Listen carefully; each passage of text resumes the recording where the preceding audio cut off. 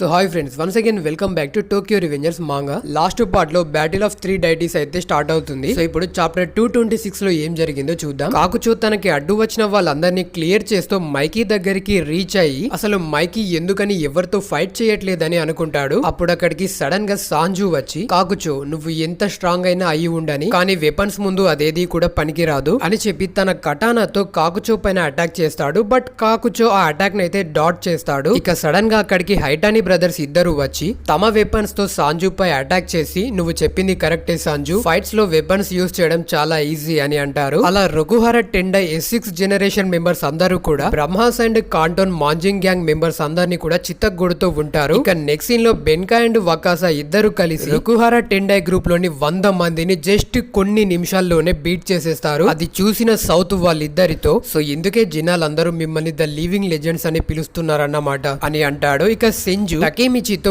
బెన్కాయ్ and వకాసా యొక్క flash back అయితే చెప్తుంది. బ్లాక్ డ్రాగన్స్ ని క్రియేట్ చేయక ముందు వీళ్ళిద్దరు కాంటోన్ రీజియన్ ని 2 పార్ట్స్ గా డివైడ్ చేసి వెస్ట్ పార్ట్ నేమో బెన్కాయ్ రూల్ చేసేవాడు. ఇక తన గ్యాంగ్ పేరు రాగ్నార్. ఆ గ్యాంగ్ లో 600 మెంబర్స్ అయితే ఉండేవారు. ఆ గ్యాంగ్ కి లీడర్ మన బెన్కాయే. ఇక మరో గ్యాంగ్ తో ఈస్ట్ సైడ్ ని వకాసా అయితే రూల్ చేస్తూ ఉండేవాడు. ఆ టైంలో కాంటోన్ రీజియన్ లో ఈ 2 గ్యాంగ్స్ టాప్ లో ఉండేవి. ఈ 2 గ్యాంగ్స్ కూడా వాళ్ళే నెంబర్ 1 అవ్వడానికి ఒకదాంతో ఒకటి ఎప్పుడు ఫైట్ చేస్తూ ఉండేవి. సో అలా ఒకప్పుడు వకాసా అండ్ బెన్కాయ్ అయితే ఎనిమీస్ గా ఉండేవారు. అలా ఎప్పుడు గొడవ పడుతూ ఉన్న ఈ 2 గ్యాంగ్స్ ని ఒకటిగా యునైట్ చేసింది ఎవరో కాదు, సనో షించిరోనే. ఇక టకియోమి ఎప్పుడు నాతో ఇలా చెప్తూ ఉండేవాడు, జపాన్ లోనే వీళ్ళిద్దరు స్ట్రాంగెస్ట్ ఫైటర్స్ అనడంలో ఎలాంటి డౌట్ లేదని చెప్తుంది. దానికి టకేమిచి, ఇన్ని రోజులు నేను వీళ్ళని ఆర్డినరీ పీపుల్ అనుకున్నాను, బట్ వీళ్ళు ఇంత స్ట్రాంగ్ అని నువ్వు చెప్తేనే నాకు ఇప్పుడు అర్థమైంది అని అంటాడు. ఇక బెన్కాయ్, నేను మైకీతో ఫైట్ చేసేందుకు కొంచెం ఎనర్జీని సేవ్ చేసుకుందామని అనుకున్నాను అని అంటాడు. దానికి వకాసా, మనకి ఇప్పుడు వేరే అవకాశం లేదు, మనం సౌత్ తో ఎలాగైనా ఫైట్ చేయాల్సిందే, సౌత్ ని అంత లైట్ గా తీసుకోకు, తను కూడా స్ట్రాంగే అని అంటాడు. ఇక సౌత్ వాళ్ళిద్దరితో,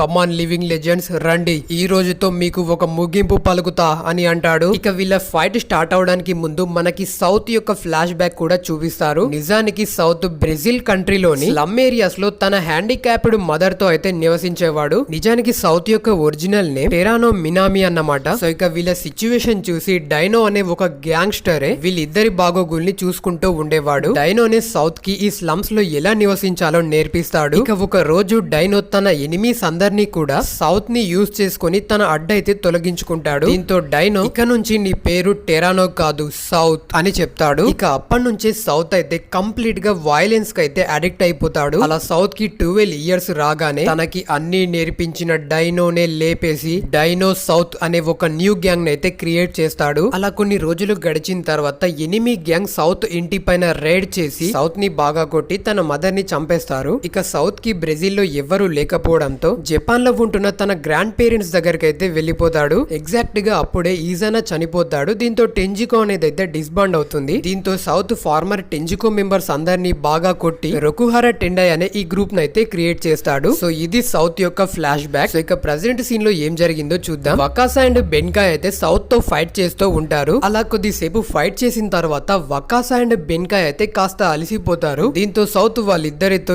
ఏంట్రా అప్పుడే అలసిపోయారా, నేను జస్ట్ ఇప్పుడే స్టార్ట్ చేసా అని అంటాడు. దీంతో వకాసా జెట్ స్పీడ్ లో సౌత్ దగ్గరికి రీచ్ అయ్యి సౌత్ యొక్క అటాక్ ని డాట్ చేసి లైట్నింగ్ స్పీడ్ తో వాడి హెడ్ పైన ఒక పవర్ఫుల్ కిక్ నైతే ఇస్తాడు. దీంతో సౌత్ తిరిగి వకాసా పైన కౌంటర్ అటాక్ చేద్దాం అనుకునే గ్యాప్ లోనే బెన్కాయ్ తన మాన్స్టర్ లాంటి స్ట్రెంగ్త్ ని యూజ్ చేసి సౌత్ కి ఒక పంచ్ అయితే ఇస్తాడు. దీంతో సౌత్ చాలా దూరం వెళ్లి కింద అయితే పడిపోతాడు. దీంతో అక్కడ ఉన్న వాళ్ళందరికీ అప్పుడు అర్థమవుతుంది వీళ్ళిద్దరు ఎందుకని ఇంత పవర్ఫుల్ డ్యూఓనో అని. సో ఇక సౌత్ అయితే మళ్ళీ పైకి లేచి తన షర్ట్ విప్పేసి, నాకు 12 ఇయర్స్ ఉన్నప్పుడు నన్ను ఫాదర్ లా చూసుకున్న వాడినే లేపేశాను, నాకు 14 ఇయర్స్ ఉన్నప్పుడు నా మదర్ ని ఒక గ్యాంగ్ చంపేసి నా బాడీలోకి 2 బుల్లెట్స్ ని దింపారు, అయినా సరే నేను తిరిగి పైకి లేచాను, అలాంటి నేను మీలాంటి చీడ పురుగుల చేతుల్లో ఓడిపోతానని ఎలా అనుకున్నారా అని ఒక పిచ్చి పట్టిన వాళ్ళ నవ్వుతూ సౌత్ వాళ్ళిద్దరినైతే జస్ట్ ఒకే పంచ్ తో నాకౌట్ చేసేస్తాడు. అది చూసి అక్కడున్న వాళ్ళంతా ఒక్కసారిగా షాక్ అవుతారు. దీంతో బ్రహ్మాస్ యొక్క లీడర్ సెంజు సౌత్ తో, ఇక నేనే డీల్ చేస్తా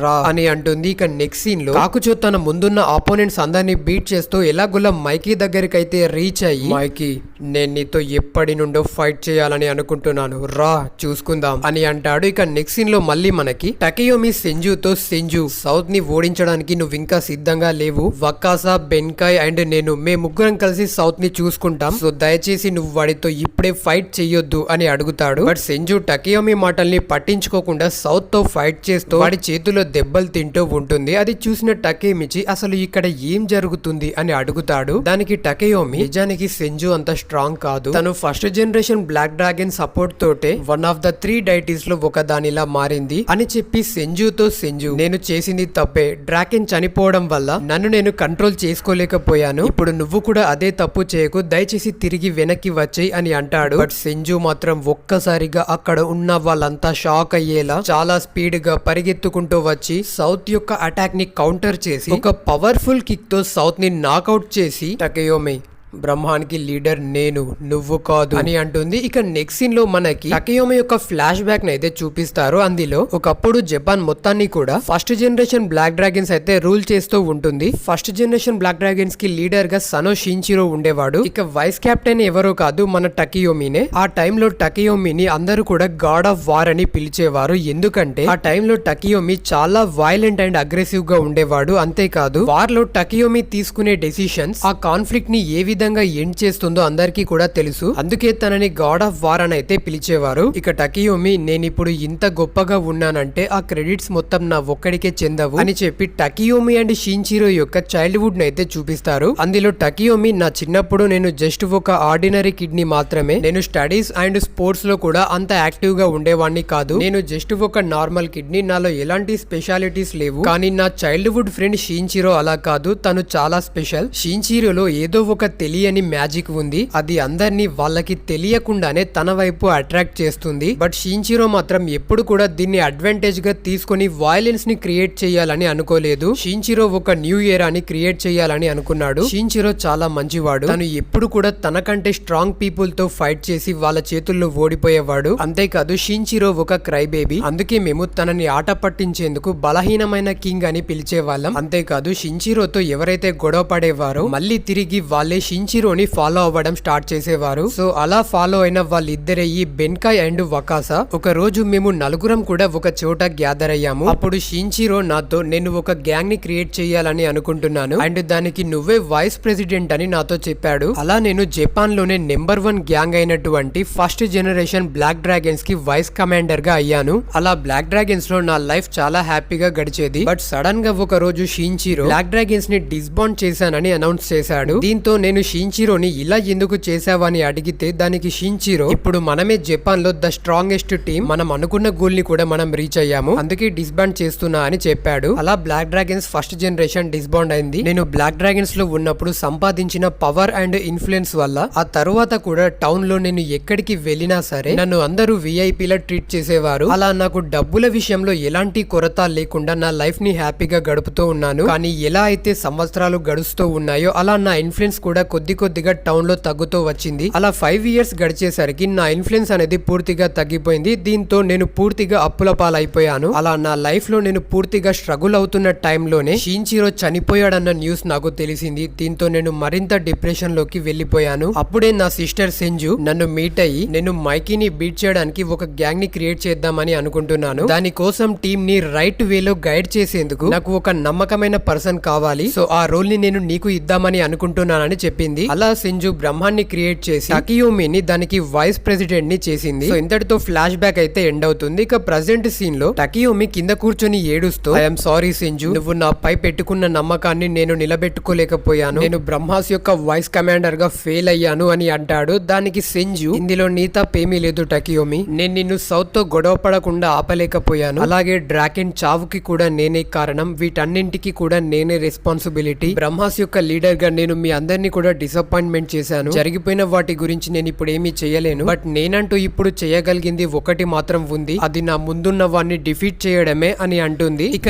నెక్స్ట్ సీన్ లో కాకుచో మైకీని నాన్ స్టాప్ గా కొడుతూ ఉంటాడు. బట్ మైకీ మాత్రం తిరిగి కాకుచోతో అయితే ఫైట్ చేయడు. దీంతో కాకుచో మైకీ అసలు నువ్వేం చేస్తున్నావు, ఎందుకని నువ్వు తిరిగి నాతో ఫైట్ చేయట్లేదు, నీకు ఫైట్ చేయాలని లేనప్పుడు అసలు ఇక్కడికి ఎందుకు వచ్చావు అని మైకీని నాన్ స్టాప్ గా కొడుతూ ఉంటాడు. బట్ మైకీకి మాత్రం చీమ కుట్టినట్టు కూడా అనిపించదు. దీంతో కాకుచో వీడు నిజంగా మనిషేనా లేదంటే దయ్యమా అని అనుకుంటాడు. ఇక మైకీ తన సైలెంట్ ని బ్రేక్ చేసి డ్రాకెన్ నా హార్ట్ ఇప్పుడు చాలా ఎంటీగా ఉంది. ఇప్పుడు ఆ ఎంటీనెస్ ని నా డార్క్నెస్ తో నింపేసా అని చెప్పి మైకీ తన డార్క్ ఇంపల్సివ్ మోడ్ లోకి అయితే వెళ్తాడు. ఈ లుక్ లో అయితే మైకీ చాలా కోల్డ్ గా అయితే మనకు కనిపిస్తాడు. సో గైస్ లిటరల్ గా ఈ సీన్ గనక యానిమేషన్ కంప్లీట్ అయిపోతే ఇది ఖచ్చితంగా అనిమేలో one of the coldest scene గా అయితే మారుతుంది. ఇక మళ్ళీ నెక్స్ట్ సీన్ లో సౌత్ ఒక మాన్స్టర్ లా నవ్వుతో సెంజుతో ఫైట్ చేస్తూ, సెంజు నేను నిజంగా ఈ ఫైట్ ని చాలా ఎంజాయ్ చేస్తున్నా, చాలా రోజుల తర్వాత ఒక స్ట్రాంగ్ ఆపోనెంట్ తో ఫైట్ చేస్తున్నా అని వాళ్ళిద్దరూ అలా ఫైట్ చేస్తూ సౌత్ సెంజు హెడ్ పైన ఒక స్ట్రాంగ్ పంచ్ అయితే ఇస్తాడు. దీంతో సెంజు చాలా దూరం వెళ్లి కింద పడుతుంది. ఇక సౌత్ అక్కడే అడ్డంగా ఉన్న టకేమిచి షోల్డర్ పై చెయ్యి వేసి అడ్డు తప్పుకో టకేమిచి అని అంటాడు. సౌత్ టకేమిచి బాడీని టచ్ చేయగానే మన టకేమిచికి మళ్ళీ ఫ్యూచర్ లో జరగబోయే ఒక సీన్ అయితే కనిపిస్తుంది. ఆ విజన్ లో టకేమిచికి సౌత్ చనిపోయినట్టుగా అయితే కనిపిస్తుంది.